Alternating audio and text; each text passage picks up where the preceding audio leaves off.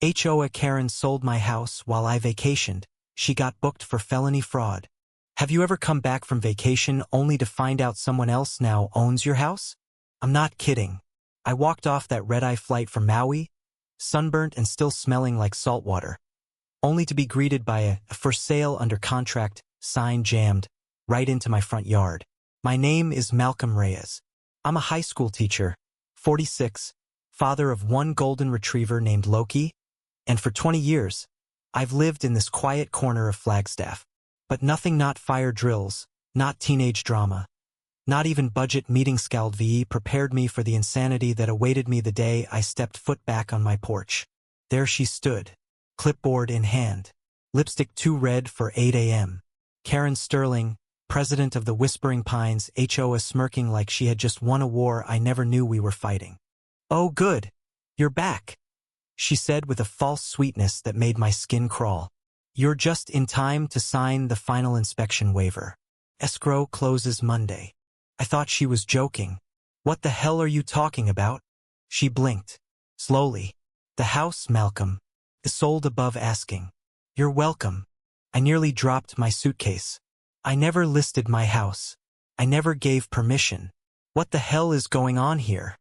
Karen sighed, like I was the one being unreasonable. "You left for 2 weeks without notifying the board. The bylaws clearly state that unattended homes are subject to resale review after 10 days if they pose a risk of depreciation to the community." I blinked. I'd never even heard of such a clause. "That's not legal. That's not even remotely real." She raised her brows. "You signed the handbook when you bought the place." "Yeah," I snapped. "In 2007. I never saw anything about forced sales." She gave me a tight smile. "The clause was added in a revision last year. Page 14, subsection C.3. I mailed you a notice." "You mailed me a notice? While I was on vacation? That's your idea of due process." "Malcolm," she purred, "let's not be dramatic. This is a community, not a dictatorship. You had your chance to appeal." That's when I noticed the real estate lockbox on my front door. The furniture inside had been rearranged for staging. Loki's dog bowl was gone, my mail missing, and the garage? Empty. My goddamn truck wasn't even there. She had already been inside my house. This wasn't just some HOA overreach. This was straight-up theft. "Get off my property," I said, my voice shaking. Karen crossed her arms. "It's not technically yours anymore. And if you make a scene, I will call security." And then, like divine commedia, white SUV with the words, "Whispering Pines Security Patrol," stenciled on the side, pulled up. Out stepped Brad. Brad, the failed cop turned HOA mall cop who once ticketed my niece for sidewalk chalk. Karen waved him over. "Malcolm's having another outburst. Please document." I could have exploded, but instead I did something smarter. I reached into my pocket, pulled out my phone, and hit record. The next 48 hours were a blur of disbelief. Calls to my attorney, screaming matches with Karen, and trying to figure out what the hell had happened while I was gone. Turns out, Karen had filed an abandonment declaration, with the HOA citing a supposed neighbor complaint about rats nesting in the gutters and overgrown weeds. Lies, all of it. My landscaper had kept things pristine. But here's the twist that sent chills down my spine. The buyer was real. And it was someone I knew. Janet Lynn. A quiet, recently divorced woman from 3 streets over. Her daughter used to babysit Loki when I traveled. She'd bought the house for nearly $90,000 under value. Sight unseen. Based on urgent probate sale paperwork Karen had mysteriously provided. Janet was devastated when she learned the truth. She thought she'd gotten a lucky deal. She was trying to rebuild her life. And that's when the second twist hit. Karen wasn't just manipulating HOA policy, she was forging signatures. She'd faked my approval, falsified deed transfer forms, and even submitted a forged power of attorney to the county registrar. My damn signature had been notarized by someone named R. Sterling, her cousin. This was no longer civil. This was felony territory. And I had every piece of it recorded. But the cherry on top, Janet, bless her soul, still had the email thread from Karen promising her a quick close before the idiot owner got back. Dated, signed, traced back to the HOA server. That was the final nail. If you were me, what would you do next? Because I marched right into the police station, slammed my folder of evidence down, and said, I want to report a felony real estate fraud by an HOA president. The detective on duty raised an eyebrow. Then he started flipping through the pages. He didn't say much, but his face darkened. I gave him the recordings, the emails. Janet gave a statement. The notary, under investigation within 24 hours. And just like that, the gears began to turn. They showed up at Karen's house the next morning. She answered in a silk robe holding a mimosa, and she screamed when they cuffed her. But you know what? It didn't end there. Want to see what happens when Karen's empire collapses publicly? Let me know and I'll share the next 1,000 words. I thought the worst was over when Karen was booked, fingerprinted, and thrown into that orange jumpsuit. But justice, as I learned, isn't a single moment, it's a ripple effect. And sometimes those ripples wash up things you'd never expect. A week after the civil judgment dissolved the HOA, I got a visit from someone I hadn't seen in over a decade. Alan Fisher, the original developer of Whispering Pines. He showed up unannounced, standing awkwardly on my porch in a wrinkled navy blazer, holding a cardboard box. You don't remember me, he said, but I remember you. You were one of the first buyers here. I nodded slowly. You built the whole North Loop, right? He gave a tired smile. I did, until Karen ran me out. Turns out, Karen had once been just another volunteer on the HOA board back when it was friendly, helpful, actually about community. But somewhere around year 3, she changed. Alan claimed she started rewriting bylaws without proper votes, strong-arming contractors, even threatening to report him to the county for phantom violations when he refused to install aesthetic fencing around the model homes. Eventually, Alan sold his remaining lots at a loss and moved to Scottsdale. She tried to do the same thing to me, he said. Take over. Bleed me out. But what you did? That took guts. I invited him in. We sat at my old kitchen table, the one Karen had moved into storage, and opened the box. Inside were documents. Old HOA meeting notes, the original bylaws, developer correspondence, and most importantly proof of the HOA's fraud trail going back years. Alan had held on to it all, too scared to act until now. With this, my legal team could not only reinforce our civil case, but finally push for criminal RICO charges. Karen was no longer just a fraud. She was a racketeer. That single word changed everything. The next courtroom appearance was packed. Press, neighbors, victims, and more lawyers than I'd ever seen in one place. Karen's defense team tried every tactic: mental health defenses, misinterpreted intentions, even claiming the bylaws gave her implied authority. But the evidence was overwhelming. The forged documents, the hidden shell companies, the HOA slush fund linked to personal spa days and luxury wine orders. My house wasn't the only one sold through forged filings, just the only one that screamed loud enough to be heard. And when the judge slammed that gavel and declared her guilty on 7 felony counts plus a civil judgment exceeding $1.2 million in damage, it wasn't just a legal victory. It was a community exorcism. She cried, begged, claimed she'd been set up. But not a single person stood for her. Even Cheryl, her old vice president, testified against her. She told us it was legal, she sobbed on the stand. She said if we didn't go along, we'd be next. Karen had ruled by fear, and now she was ruled by silence. The judge didn't hold back. You weaponized bureaucracy. You preyed on silence. You broke not just laws, but trust. And the court seized through it. She was sentenced to 12 years in state prison, with eligibility for parole after 8. And even then, the restitution order would follow her until it was paid in full. The gavel fell. The room exhaled. It was over, or so I thought. The day after sentencing, a young woman knocked on my door. She looked barely 20, nervous, clutching a folder. Hi, are you Malcolm Reyes? I nodded. Yes. Can I help you? She hesitated, then handed me the folder. My name's Elise. I think Karen is my mother. I blinked, then opened the folder. Inside was a stack of letters. Most were unopened, all addressed to Karen Sterling, with return addresses from various women's shelters, hospitals, and one from a rehab center in Utah. I found these when I turned 18, Elise said. I was adopted. My birth mom.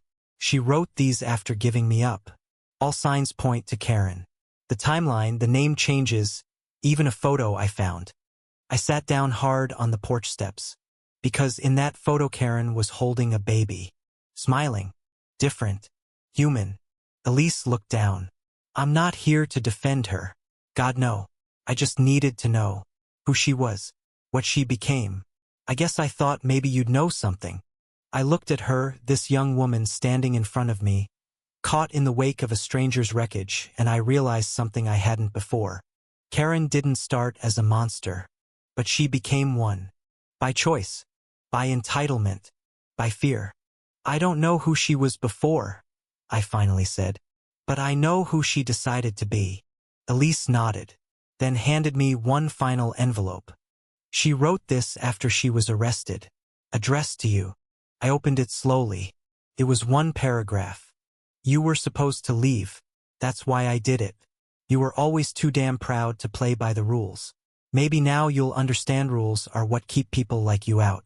I made the neighborhood better. I made it clean. You ruined it. I hope you're proud. I folded the letter and burned it in my backyard that night. Let the ash drift away with her delusions. So here I am. No HOA. No more threats taped to my door.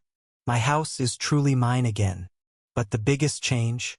People talk to each other now. The neighbors who once avoided eye contact now wave. Bring over cookies. Ask if I need help with Loki when I'm working late.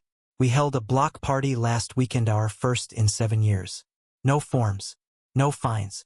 Just music, laughter, and the smell of overcooked burgers. Karen's shadow is gone. But the lesson remains. If you let people like her run things, they will. If you don't speak up, they'll assume your silence is permission. And if you think it can't happen to you, think again. Because sometimes the biggest thieves wear name tags and carry clipboards. Now, I'd love to know, what would you do if someone tried to sell your house out from under you? Let's talk about it. The weeks after Karen's sentencing were strange. Not quiet exactly, but still. Like a storm had passed and left behind just the creaking of broken fences and the nervous breath of survivors. People didn't talk about her name much anymore. But her absence? That was everywhere. For the first time in over a decade, Whispering Pines didn't feel like a gated cage. Felt like a neighborhood. Real conversations started happening on porches instead of in passive-aggressive HOA emails. Mrs. Redford painted her mailbox neon blue just to prove she could. Old man Tennyson finally parked his antique RV in the driveway and left it there for days. No tickets. No warning slips. Me? I was rebuilding literally and emotionally. Loki stuck to me like glue, as if even he sensed the home wasn't fully safe until recently. There were nights I still woke up thinking I'd hear Karen's high-heeled march outside, clipboard slapping against her thigh. But it was just wind. And wind can't fine you for growing wildflowers. Then came the call I didn't expect. Mr. Reyes? This is U.S. Attorney Daniel Reese with the DOJ's Office of Public Integrity. I'm calling in regard to the Karen Sterling investigation. You're listed as the lead civilian plaintiff. My stomach tightened. Yes. What now? We believe your case may serve as a precedent for a federal HOA fraud statute being drafted. We'd like you to come to D.C. to speak at the Legislative Committee hearing. I didn't know what to say. I'm a teacher. I don't do Capitol Hill. But something deep in my chest, the same place that held my outrage, my dignity, my refusal to be quiet, answered for me. Yes, I said. Yes, I'll do it. 3 weeks later, I stood in front of a panel of elected officials in a windowless hearing room. I had 10 minutes. No more. I told them everything. The forced sale, the forged documents, the fear, the fight. I described what it felt like to see your identity erased while everyone tells you to just comply. I saw their eyes widen when I explained how Karen created a shadow empire under the guise of neighborhood improvement. How a single woman without oversight stole homes, intimidated families, and ran a multimillion-dollar fraud ring under the IRS's nose. I ended with this: we regulate everything in this country: banks, airlines, even barbershops. But HOA boards? They operate like fiefdoms. And when someone corrupt takes power, they don't just ruin lawns, they ruin lives. Please, make sure what happened to me can't happen again. There was silence, then applause.